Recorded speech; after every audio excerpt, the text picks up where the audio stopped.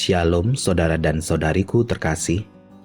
Selamat datang di channel Ayat-Ayat Kasih. Janji yang tak kunjung ditepati tentu saja menyusahkan hati. Janji yang tak kunjung ditepati juga bisa membuat jalinan kasih, hubungan pertemanan, maupun kasih antara keluarga memudar seiring dengan berjalannya waktu. Rasa percaya kita pada pemberi janji pun berangsur-angsur hilang. Begitu juga dengan rasa hormat kita. Tapi bagaimana apabila pemberi janji itu adalah Allah sendiri, Allah yang kita sembah? Hari ini kita akan membaca salah satu bagian dari Alkitab. Kejadian 17 ayat 1-27. Sunat sebagai tanda perjanjian Allah dengan Abraham. Ketika Abraham berumur 100 tahun, Allah kembali datang untuk mengulangi janjinya kepada Abraham. Allah juga meminta Abraham untuk melakukan sunat sebagai tanda perjanjiannya dengan Abraham. Abraham sebagai manusia juga menunjukkan kejengkelannya karena Ismail tidak diperkenankan Allah untuk hidup di hadapannya. Tetapi yang terjadi adalah kehendak Allah, bukan sesuatu yang diangan-angan oleh manusia.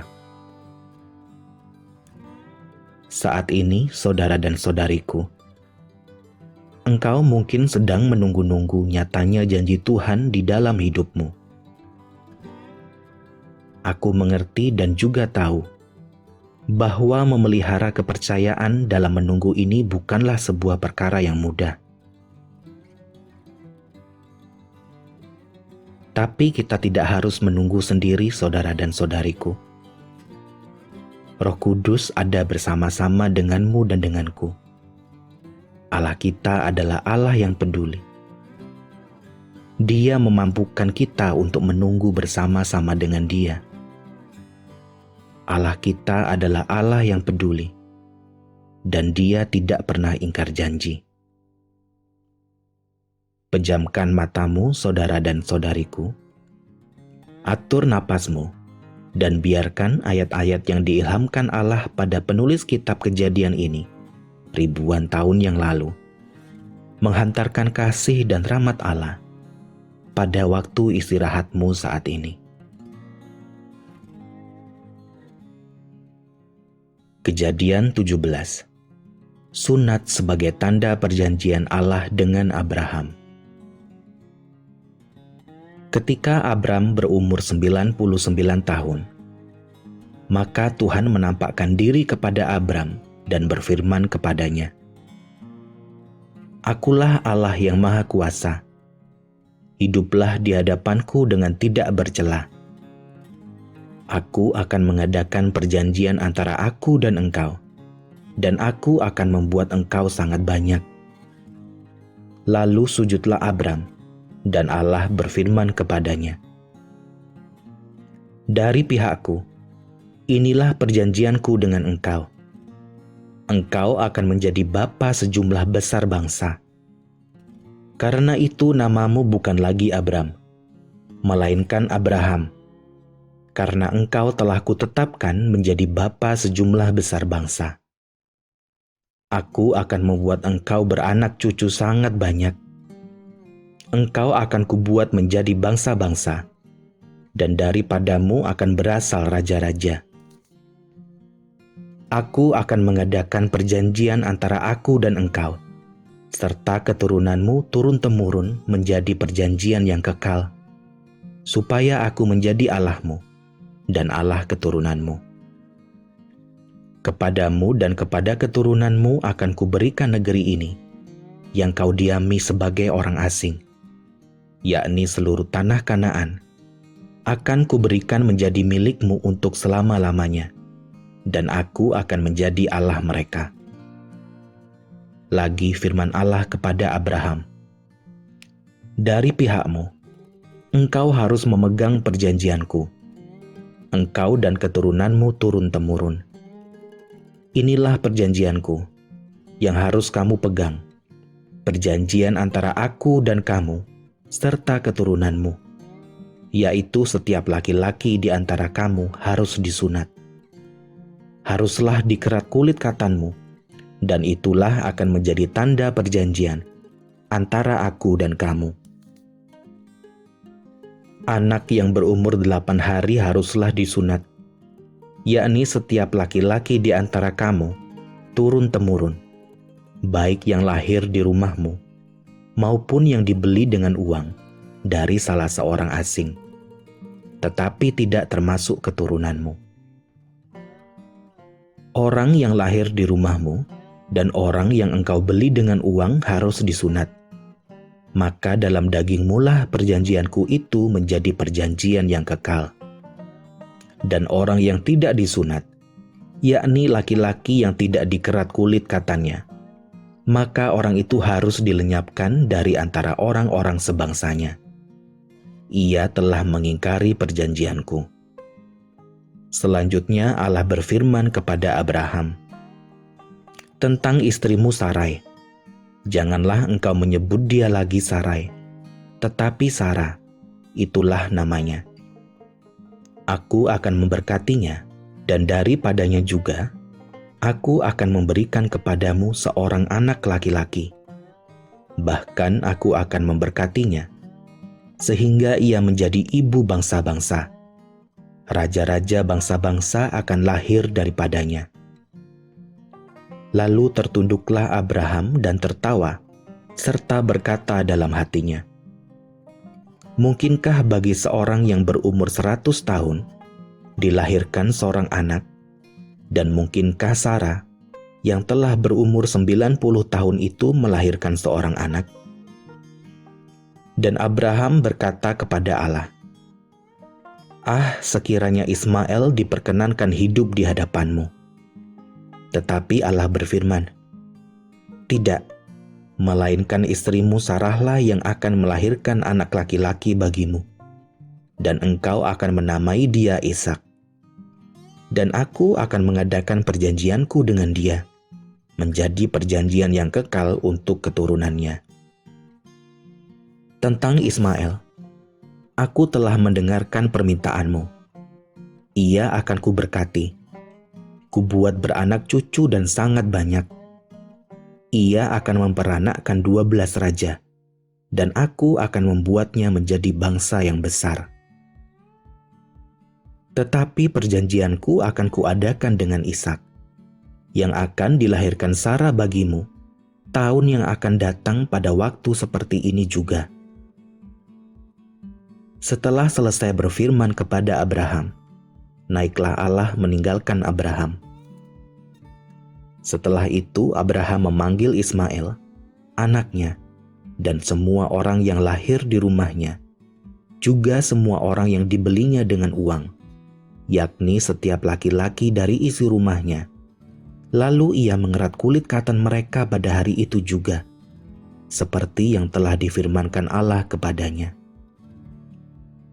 Abraham berumur 99 tahun ketika dikerat kulit katannya, dan Ismail anaknya berumur 13 tahun ketika dikerat kulit katannya. Pada hari itu juga Abraham dan Ismail anaknya disunat, dan semua orang dari isi rumah Abraham, baik yang lahir di rumahnya maupun yang dibeli dengan uang dari orang asing, disunat bersama-sama dengan dia.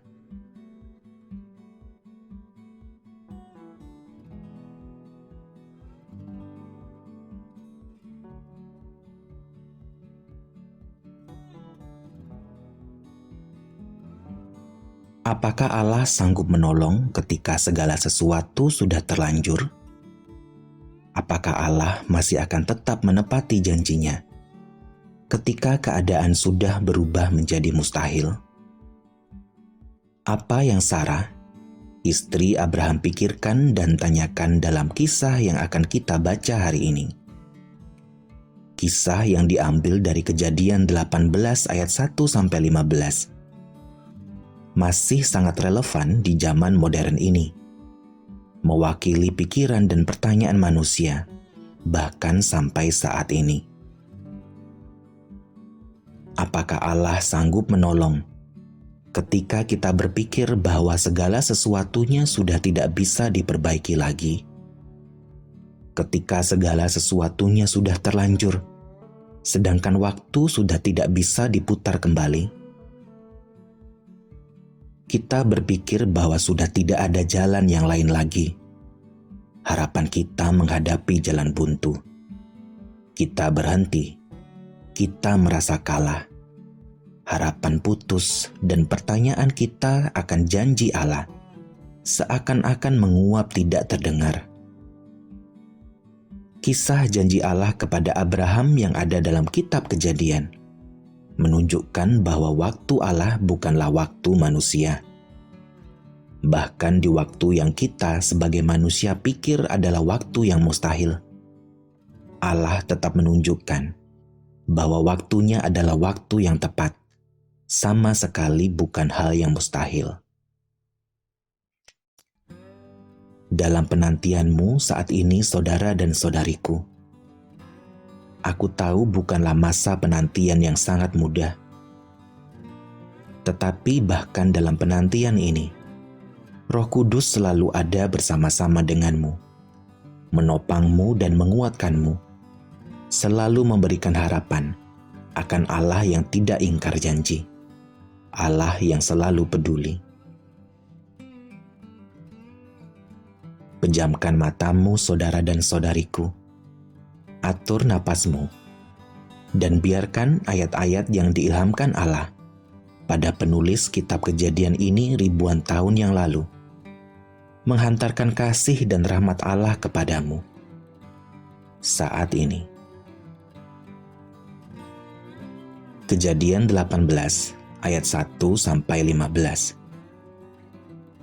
Allah mengulangi menjanjikan seorang anak laki-laki kepada Abraham. Kemudian Tuhan menampakkan diri kepada Abraham dekat pohon tarbantin di Mamre, sedang ia duduk di pintu kemahnya waktu hari panas terik. Ketika ia mengangkat mukanya, ia melihat 3 orang berdiri di depannya. Sesudah dilihatnya mereka, ia berlari dari pintu kemahnya menyongsong mereka.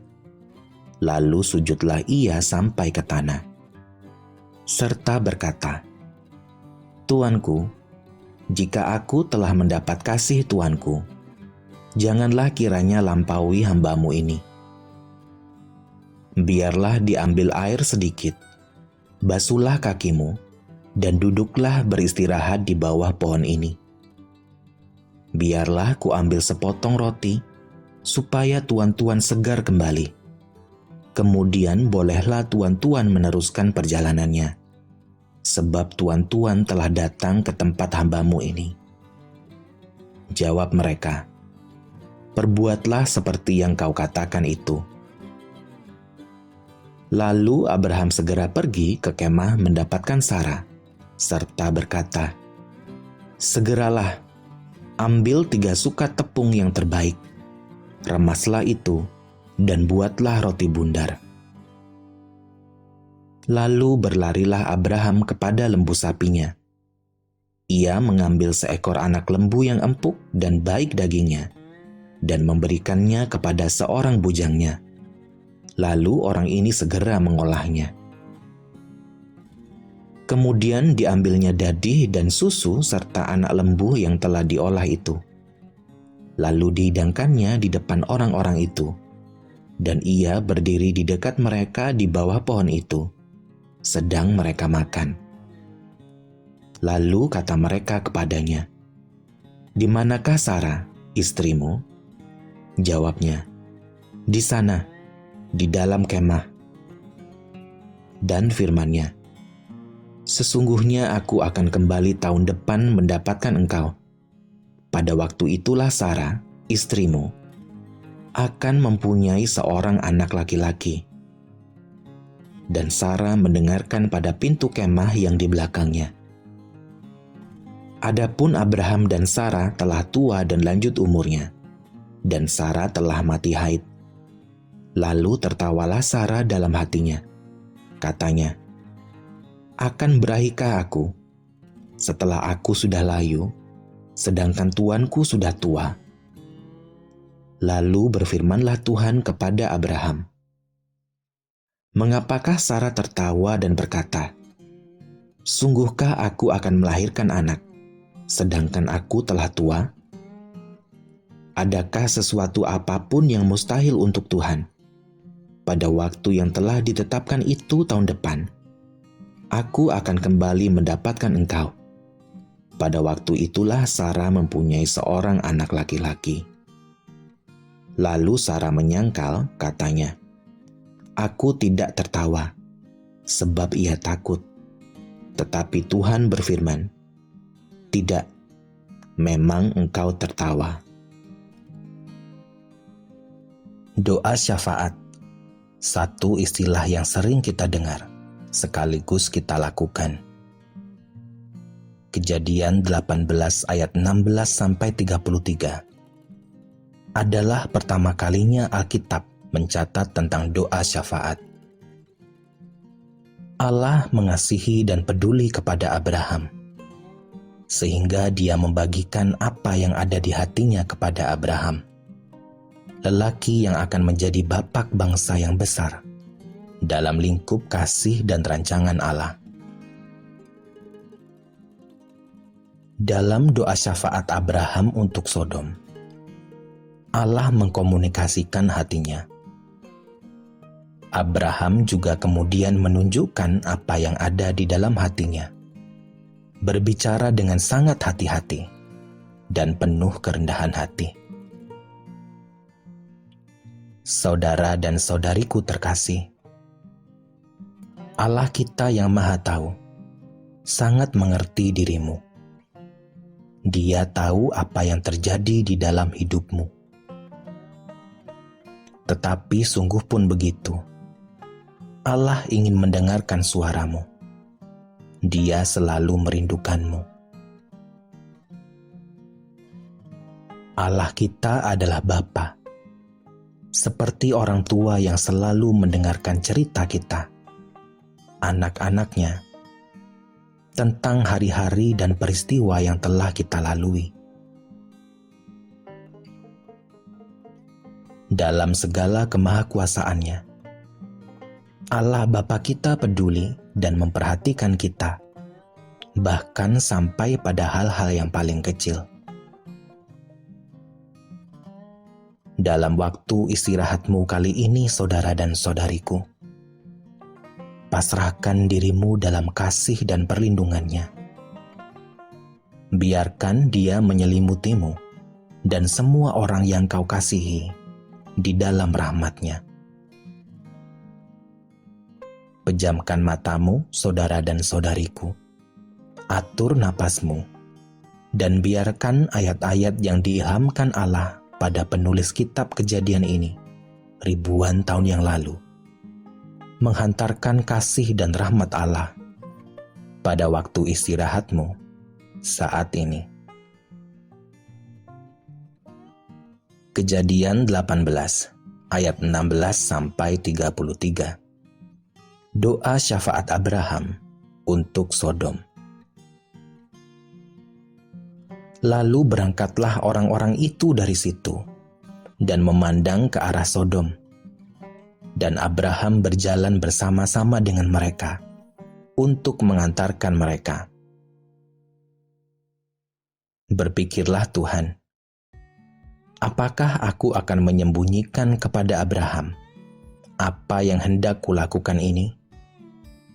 Bukankah sesungguhnya Abraham akan menjadi bangsa yang besar serta berkuasa, dan oleh dia segala bangsa di atas bumi akan mendapat berkat? Sebab aku telah memilih dia, supaya diperintahkannya kepada anak-anaknya dan kepada keturunannya, supaya tetap hidup menurut jalan yang ditunjukkan Tuhan, dengan melakukan kebenaran dan keadilan, dan supaya Tuhan memenuhi kepada Abraham apa yang dijanjikannya kepadanya. Sesudah itu berfirmanlah Tuhan, "Sesungguhnya banyak keluh kesah orang tentang Sodom dan Gomora, dan sesungguhnya sangat berat dosanya. Baiklah aku turun untuk melihat, apakah benar-benar mereka telah berkelakuan seperti keluh kesah orang yang telah sampai kepadaku atau tidak. Aku hendak mengetahuinya." Lalu berpalinglah orang-orang itu dari situ dan berjalan ke Sodom. Tetapi Abraham masih tetap berdiri di hadapan Tuhan. Abraham datang mendekat dan berkata, "Apakah engkau akan melenyapkan orang benar bersama-sama dengan orang fasik?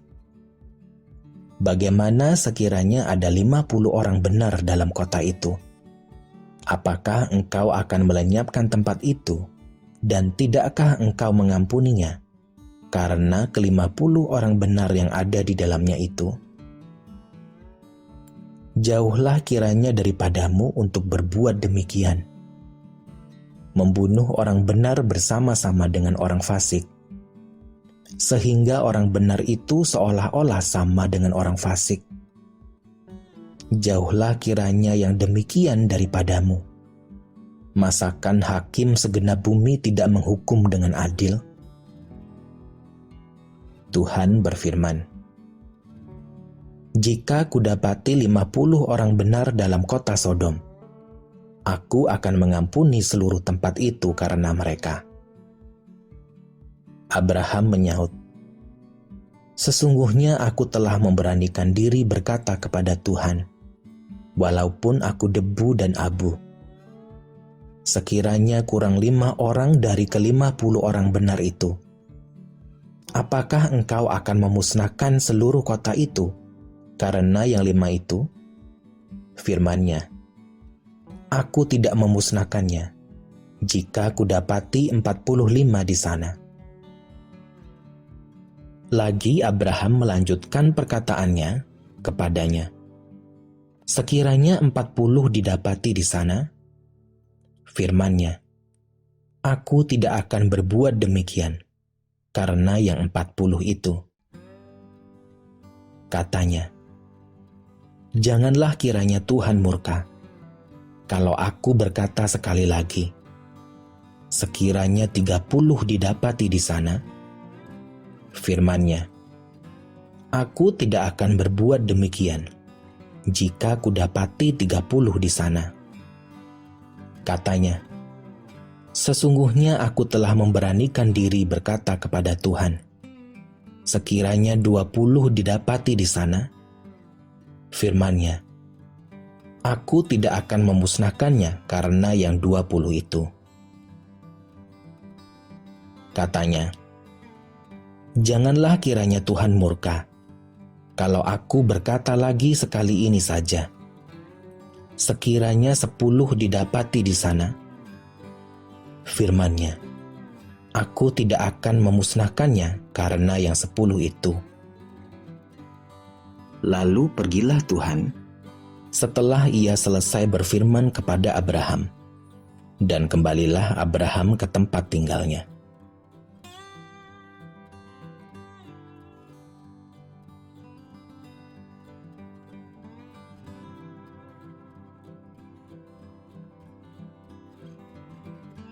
Di dalam hidup, kau dan aku pasti berhubungan dengan orang lain. Ada masanya ketika jalan hidup kita mempertemukan kita dengan orang yang tidak akan kita temui lagi sepanjang hidup kita. Tapi seringnya, kita berhubungan dengan orang-orang yang akan ada dalam hidup kita dalam kurun waktu tertentu atau malah kurun waktu yang sangat panjang. Tak bisa dipungkiri kalau dalam berhubungan sosial dengan orang lain, ada proses tarik ulur, proses saling mengerti dan memahami, sehingga tercipta sebuah kesepakatan yang diharapkan bisa menuntun kita dalam kehidupan harmonis. Tapi dalam perjalanan menuju kondisi harmonis ini, Adakah yang harus kau korbankan, saudara dan saudariku? Apakah kau mengorbankan waktumu, atau rasa nyamanmu, atau bahkan nilai-nilai yang kau jaga dalam hubunganmu dengan Allah Sang Sumber Rahmat? Satu bagian Alkitab akan sama-sama kita baca dan dengarkan malam ini diambil dari Kejadian 19 ayat 1 sampai 29. Sodom dan Gomorrah dihancurkan. Setelah dengan segala kerendahan hati, Abraham memohon pengampunan kepada Allah untuk kota Sodom dan Gomorrah. Tibalah saatnya Allah melaksanakan rencananya. Kehidupan keluarga Lot tidak juga bisa menjadi pengaruh untuk orang-orang di sekitarnya, bahkan untuk istrinya. Ada nilai-nilai yang harus Lot korbankan untuk hidup secara harmonis dengan orang-orang yang ada di sekitarnya, di kota Sodom dan juga Gomorrah. Tapi sungguh pun demikian, Allah masih dan selalu mengasihinya. Pejamkan matamu, saudara dan saudariku. Atur napasmu, dan biarkan ayat-ayat yang diilhamkan Allah pada penulis kitab Kejadian ini ribuan tahun yang lalu menghantarkan kasih dan rahmat Allah kepadamu saat ini. Kejadian 19 ayat 1 sampai 29. Kedua malaikat itu tiba di Sodom pada waktu petang. Lot sedang duduk di pintu gerbang Sodom, dan ketika melihat mereka, bangunlah ia menyongsong mereka, lalu sujud dengan mukanya sampai ke tanah, serta berkata, "Tuan, silakanlah singgah ke rumah hambamu ini. Bermalamlah di sini dan basuhlah kakimu. Maka besok pagi tuan-tuan boleh melanjutkan perjalanannya." Jawab mereka, "Tidak, kami akan bermalam di tanah lapang." Tetapi karena ia sangat mendesak mereka, singgahlah mereka dan masuk ke dalam rumahnya. Kemudian ia menyediakan hidangan bagi mereka. Ia membakar roti yang tidak beragi, lalu mereka makan. Tetapi sebelum mereka tidur, orang-orang lelaki dari kota Sodom itu, dari yang muda sampai yang tua, bahkan seluruh kota, tidak ada yang terkecuali, datang mengepung rumah itu.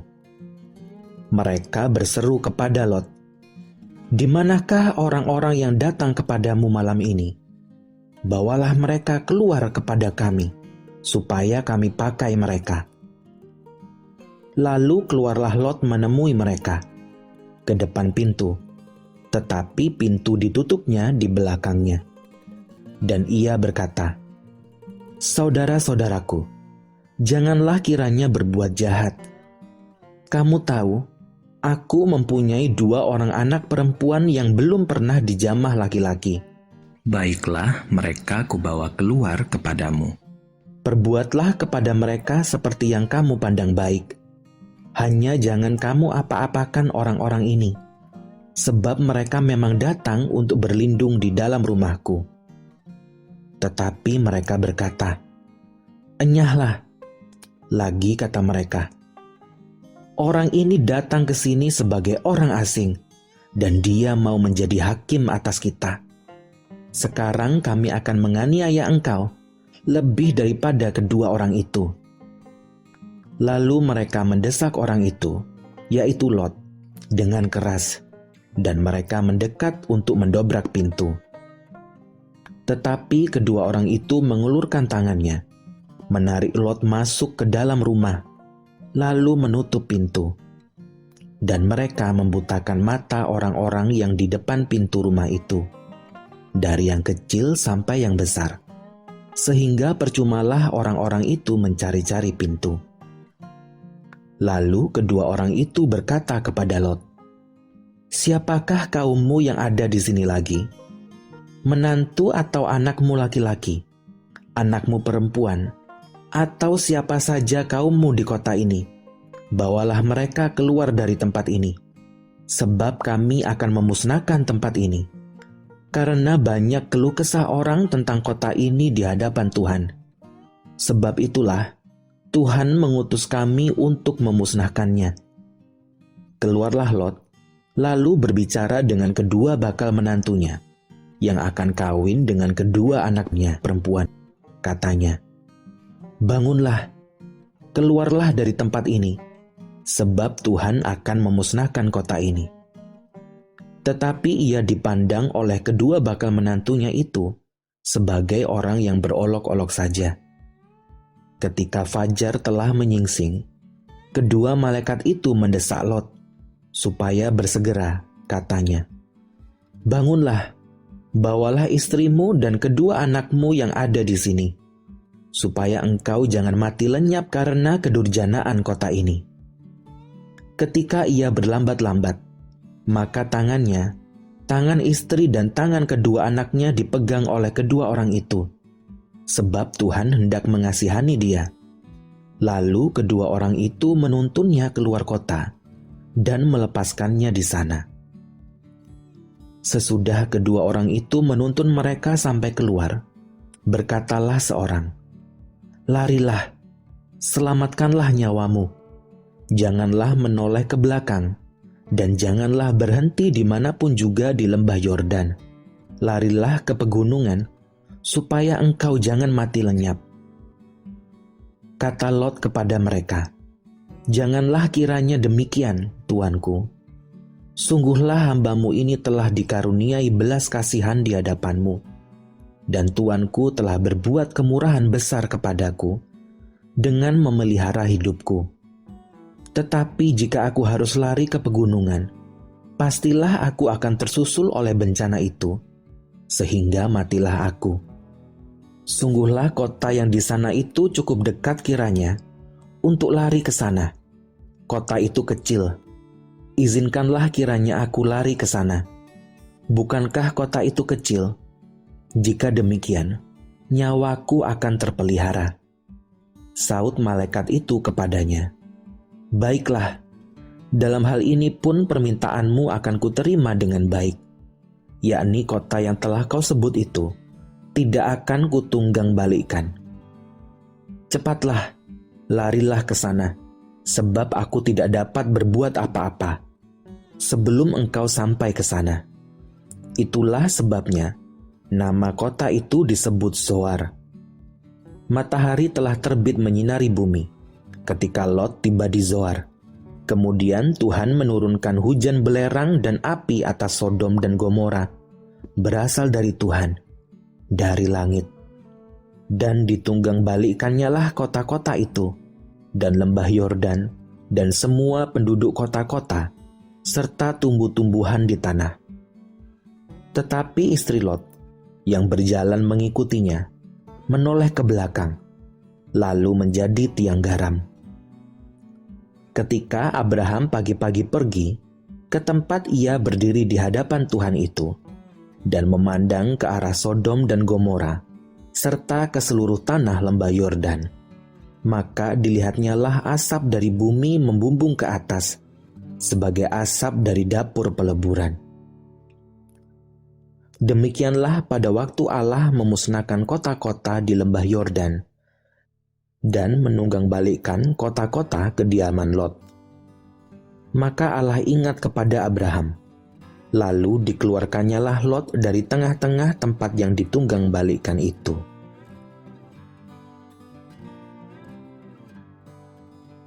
Kejadian 19 ayat 30-38. Lot dan kedua anaknya perempuan. Pergilah Lot dari Zoar, dan ia menetap bersama-sama dengan kedua anaknya perempuan di pegunungan, sebab ia tidak berani tinggal di Zoar. Maka diamlah ia dalam suatu gua beserta kedua anaknya.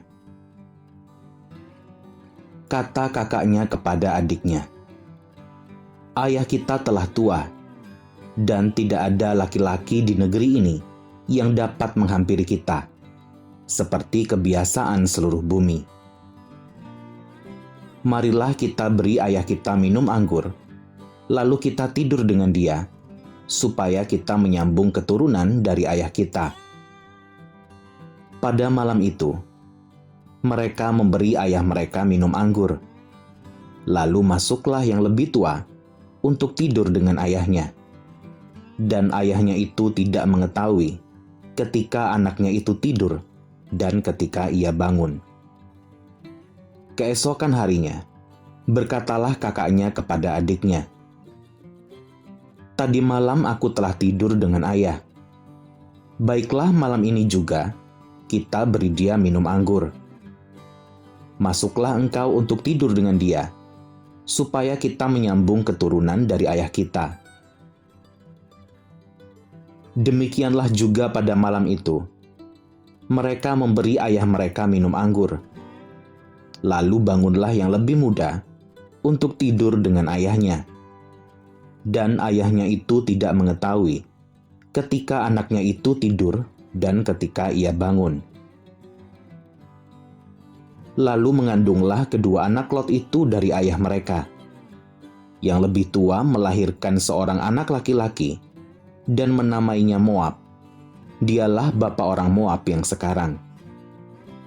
Yang lebih muda pun melahirkan seorang anak laki-laki dan menamainya Ben-Ami. Dialah bapa Bani Amon yang sekarang.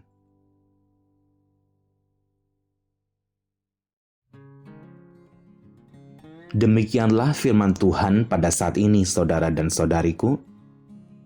Kasih Allah menyertaimu selalu, tak lekang oleh waktu. Amin.